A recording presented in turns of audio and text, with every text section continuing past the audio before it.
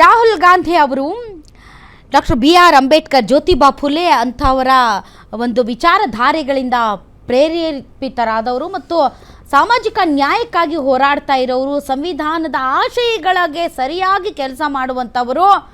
ಅಂಥವರು ಕರ್ನಾಟಕದಲ್ಲಿ ಕಾಂತರಾಜ್ ಆಯೋಗದ ವರದಿಯನ್ನು ಡಸ್ಟ್ಬಿನ್ಗೆ ಹಾಕಿ ಅಂತಂದರು.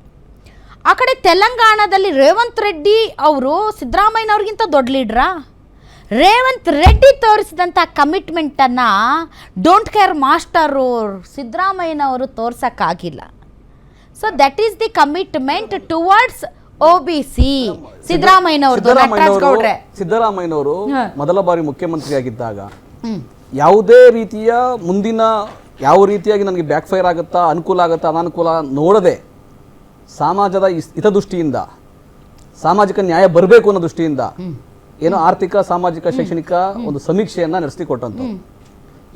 ಇದು ಅವ್ರ ಮೇಲೆ ಯಾರು ಒತ್ತಡ ಹಾಕಿದ್ರು, ಏನು ಒತ್ತಡಗಳಿದಾವೆ, ಆಮೇಲೆ ಬೇರೆ ಬೇರೆ ಏನಾಯ್ತು, ಅವೆಲ್ಲ ಬೇರೆ ವಿಷಯಗಳು. ಆದ್ರೂ ಬೇರೆ ವಿಷಯ ಅಲ್ಲ, ಅದೇ ಕೇಳಿ ವಿಷಯನೇ ಅದು. ನಟರಾಜ್ ಗೌಡ್ರೆ, ಅದನ್ನ ಮತ್ತೆ ಪಡ್ಕೊಂಡವ್ರು ಯಾರು?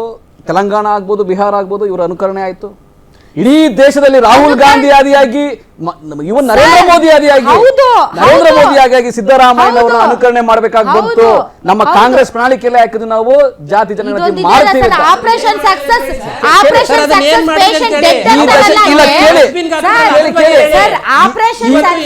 ವರ್ಗಗಳಿಗೋಸ್ಕರ ಮಾಡಿದಂತ ವರದಿನ ಡಸ್ಟ್ಬಿನ್ ಹಾಕರಲ್ಲ, ಅದ್ರ ಬಗ್ಗೆ ಹೇಳಿ. ಆಪರೇಷನ್ ಸಕ್ಸಸ್ ಇನ್ ಬಿಹಾರ್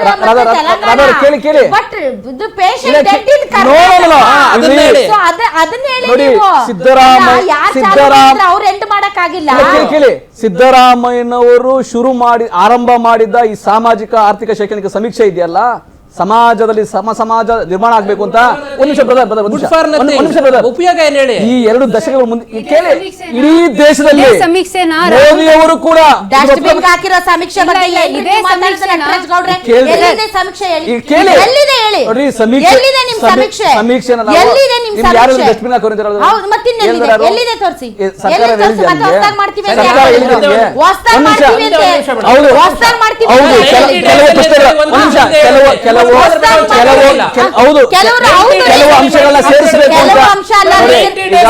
ಸಮುದಾಯಗಳ ಒತ್ತಡಕ್ಕೆ, ಬಂಡವಾಳಶಾಹಿಗಳ ಒತ್ತಡಕ್ಕೆ ರಾಹುಲ್ ಗಾಂಧಿ ಅವರು ಪ್ರಣಾಳಿಕೆಯಲ್ಲಿ ಹಾಕಿದ್ದಾರೆ.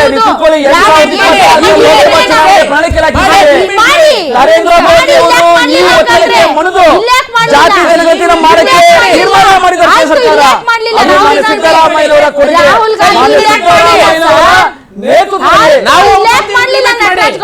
ನಾವು ಒಪ್ಕೊಳ್ತೀವಿ. ಈ ದೇಶದಲ್ಲಿ ಇವತ್ತೇನಾದ್ರೂ ಜಾತಿ ಜನಗಣತಿ ಆಗ್ಬೋದು ಅವರು ಹೇಳೋ ರೀತಿಯಲ್ಲಿ ಸಿದ್ದರಾಮಯ್ಯನವರು ಮುಗಿಸುವಂತ ತಂತ್ರ ಇದಷ್ಟೇ. ಅಹಿಂದ ವರ್ಗಗಳಿಗೆ ದ್ರೋಹ ಮಾಡುವಂತ ತಂತ್ರ.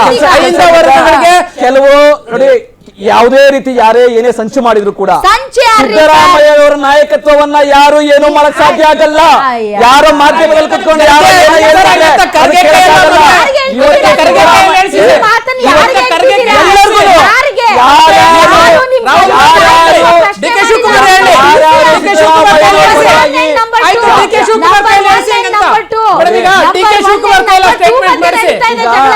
ಪ್ರತಿಪಕ್ಷಗಳು ಏನು ಮಾಡ್ತಾ ಇಲ್ಲ.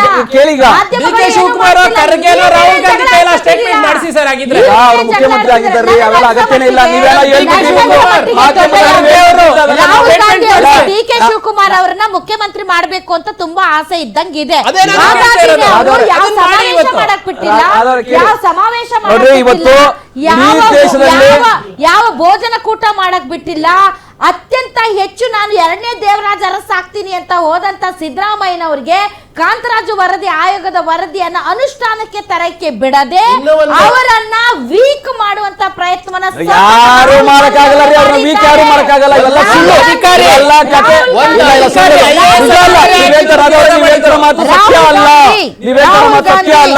ಮಾನ್ಯ ಸಿದ್ದರಾಮಯ್ಯನವರು ಇವತ್ತು ರಾಷ್ಟ್ರ ಮಟ್ಟದಲ್ಲಿ ಅವರು ಯಾವ ಜಾತಿ ಅಥವಾ ಸಮೀಕ್ಷೆಯನ್ನು ಒಟ್ಟಿದ್ರು, ಆ ಸಮೀಕ್ಷೆಗೆ ಈ ದೇಶದಲ್ಲಿ ಮಾನ್ಯತೆ ಸಿಕ್ಕಿದೆ.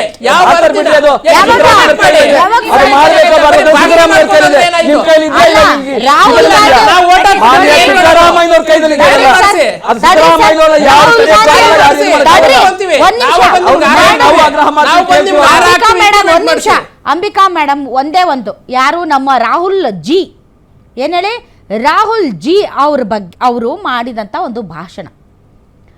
ಬಿಜೆಪಿ ಕೇವಲ ಹಿಂದುಳಿದ ವರ್ಗಗಳ ಬಗ್ಗೆ ಮಾತನಾಡುತ್ತದೆ, ಆದರೆ ಅವರ ಸಾಂವಿಧಾನಿಕ ಹಕ್ಕುಗಳು ಮತ್ತು ಪ್ರಾತಿನಿಧ್ಯವನ್ನು ನಿರಾಕರಿಸುತ್ತದೆ. ಉದಾಹರಣೆಗೆ ಮೀಸಲಾತಿ. ಪ್ರಧಾನಿ ತಮ್ಮನ್ನು ತಾವು ಹಿಂದುಳಿದ ವರ್ಗಕ್ಕೆ ಸೇರಿದವರು ಅಂತ ಗುರುತಿಸ್ಕೊಳ್ತಾರೆ ಮತ್ತು ಅವರ ಹೆಸರಿನಲ್ಲಿ ಮತಗಳನ್ನ ಕೇಳ್ತಾರೆ.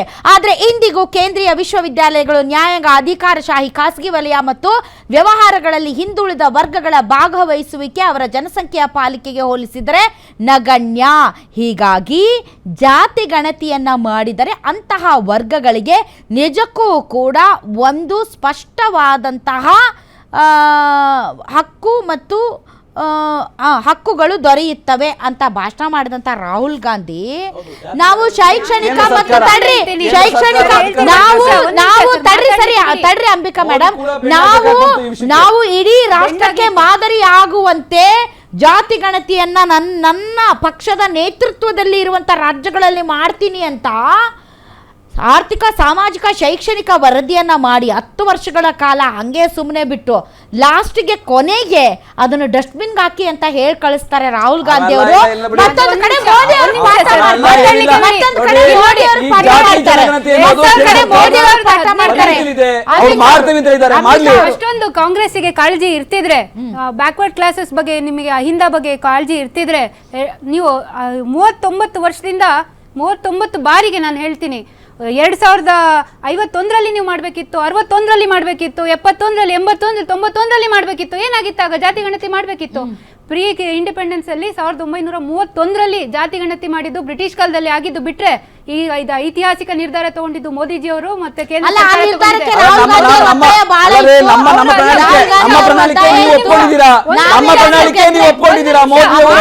ನಮ್ಮ ಪ್ರಣಾಳಿಕೆ ಒಪ್ಕೊಂಡ್ರು ಮೋದಿ ಅವರು.